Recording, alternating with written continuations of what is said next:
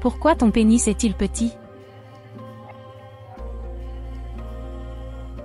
Et ouais, ça c'était la question posée par une belle jeune demoiselle dans une nuit de passion enflammée, quand on était sur le point de brûler le lit par la chaleur produite du frottement de nos corps. J'étais si embarrassé jusqu'au point de ne pas arriver à bander. J'ai pleuré. C'est une question que les gens ne poseront probablement pas à leurs amis ou à leurs partenaires sexuels. Mais derrière les portes closes de la salle d'examen d'un médecin, c'est une question courante. Il est assez courant de s'inquiéter de la taille de votre pénis. Les médecins appellent cela le « syndrome du petit pénis ». Mais dans certains cas, quelqu'un peut naître avec un pénis anormalement petit, micropénis. Qu'est-ce qu'un micropénis? Un micropénis est un terme médical pour décrire un pénis beaucoup plus petit que la moyenne.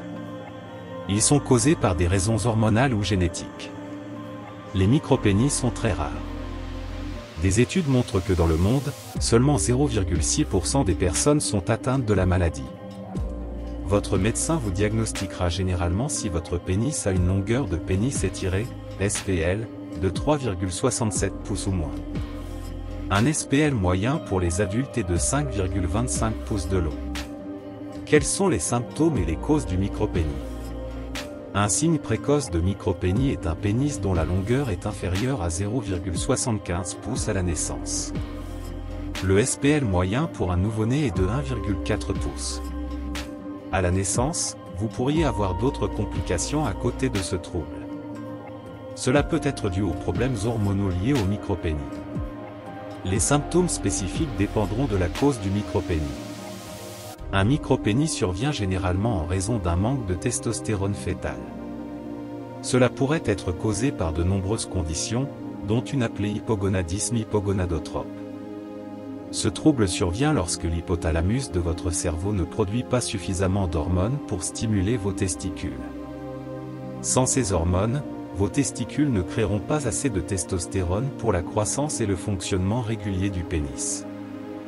Dans d'autres cas, vous pourriez naître avec un micropénis à cause d'un syndrome génétique. D'autres cas peuvent n'avoir aucune raison évidente. Comment les médecins diagnostiquent-ils et traitent-ils le micropénis? Votre médecin vous diagnostiquera un micropénis par le biais d'un examen physique. Il trouve généralement la condition lorsque vous êtes un nourrisson ou un jeune enfant. Votre médecin mesurera la longueur de votre pénis et la comparera à la longueur moyenne des autres personnes de votre âge. Il n'y a pas de remède contre le micropénis. Mais si votre médecin découvre que votre enfant a un micropénis, il peut lui administrer une hormonothérapie pour aider le pénis à grossir. Vos chances de succès du traitement sont plus grandes si votre médecin détecte la maladie lorsque vous êtes un nourrisson. Votre traitement dépendra de la cause de votre micropénis. Les options de traitement comprennent testostérone. C'est ce que les médecins utilisent en premier pour traiter le micropénis. Ils donneront à votre enfant un bref cours de testostérone. Ils observeront comment le pénis réagit à l'hormone de croissance. Le médecin de votre enfant injectera la testostérone ou l'appliquera sous forme de gel ou de pommade. Si la testostérone ne vous aide pas, votre médecin pourrait essayer d'autres traitements hormonaux. Opération. Les médecins n'envisagent cette ligne de traitement que si les autres options ne fonctionnent pas. La phalloplastie, ou reconstruction chirurgicale, d'un micropénis chez les jeunes enfants peut être risquée. La chirurgie pour les jeunes adultes et les adultes est beaucoup plus courante. Si un problème hormonal a causé le micropénis de votre enfant, ses perspectives sont bonnes.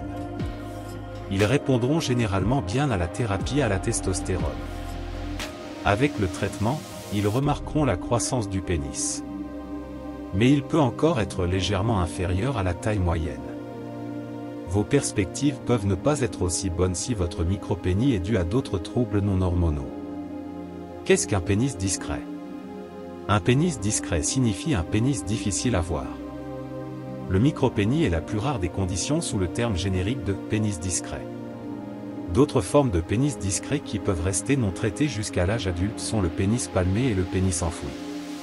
Un pénis palmé, c'est quand votre scrotum est connecté à la face inférieure de votre pénis. Lorsque cela se produit, il tire votre pénis vers l'intérieur. Le pénis enterré se produit lorsque votre pénis est caché sous votre peau.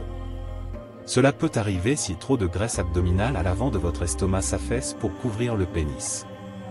Cela peut également se produire lorsque la connexion à votre scrotum a disparu et que votre pénis se dirige vers votre bassin. Une autre forme de pénis enfoui se produit lorsqu'un prépuce trop grand donne l'impression que votre pénis est enterré. Les médecins peuvent traiter le pénis palmé par la chirurgie. Le pénis enterré peut nécessiter une perte de poids et une liposuction. Il existe également des procédures chirurgicales qui peuvent corriger le problème. Qu'est-ce que le syndrome du petit pénis? La taille du pénis est un élément clé de votre image de soi. Bien qu'il puisse dire le contraire dans une conversation, la personne moyenne sous-estime grandement la taille relative de son pénis. Vous pouvez avoir le syndrome du petit pénis si vous vous inquiétez beaucoup de votre taille, même si vous avez un pénis de taille moyenne. Le trouble de la dysmorphie corporelle survient lorsque vous vous inquiétez tellement de l'apparence de votre corps qu'il interrompt votre vie quotidienne. Si vous souffrez de dysmorphie corporelle ou du syndrome du petit pénis, vous aurez peut-être besoin d'une aide psychologique professionnelle. Mais la plupart des gens ont seulement besoin d'être rassurés sur le fait qu'ils sont vraiment normaux. Beaucoup de gens s'inquiètent de la taille de leurs érections. Beaucoup plus s'inquiètent de l'apparence de leur pénis lorsqu'il est mou, selon des études. L'une des raisons pour lesquelles les gens s'inquiètent souvent peut être qu'ils n'ont aucune idée de ce à quoi ressemble un pénis de taille normale. Lorsqu'on leur demande de deviner, la plupart se trompent. Une autre raison est de regarder des vidéos pour adultes. Si vous lisez ou regardez beaucoup de vidéos pour adultes, vous pouvez avoir une image déformée de l'anatomie normale. Comment mesurer un pénis? Vous pourriez être surpris d'apprendre que la longueur du pénis n'est pas mesurée sur le pénis en érection. Trop de variables sont impliquées. Au lieu de cela, la mesure du pénis la plus fiable se fait par SPL. Plus le SPL de la personne est long, plus la longueur de son pénis en érection est longue. Pour connaître votre SPL, mesurez votre pénis lorsqu'il est flasque ou mou. Appuyez fermement la règle contre l'os pubien à la base du pénis. Ne vous contentez pas de mesurer à partir de l'endroit où le pénis se sépare du scrotum. Maintenant doucement, mais très fermement, étirez le pénis aussi loin que possible. Mesurez de l'os pubien à l'extrémité du pénis étiré.